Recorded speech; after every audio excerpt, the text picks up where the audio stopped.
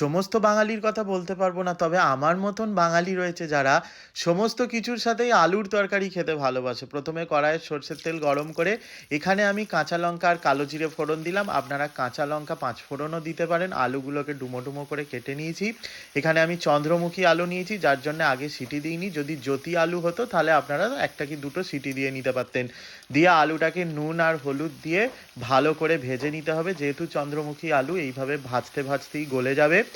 এরপর লঙ্কা গুঁড়ো, অল্প একটু হলুদ গুঁড়ো দিয়ে আরেকটু নেড়ে চেড়ে দিয়ে এটাকে পরিমাণ মতন জল দিয়ে ঢাকা দিয়ে দিলেই ব্যাস রেডি হয়ে যাবে আলুর তরকারি।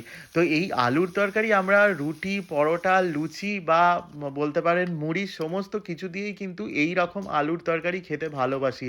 আমার মনে হয় বাঙালিরাই একমাত্র রয়েছে যারা সমস্ত কিছুর সাথে আলুর তরকারিটা খেতে ভালোবাসে। কি বলেন? আর কেমন লাগলো আজকে ঝোল ঝোল আলুর তরকারি? অবশ্যই কমেন্ট করে জানাবেন।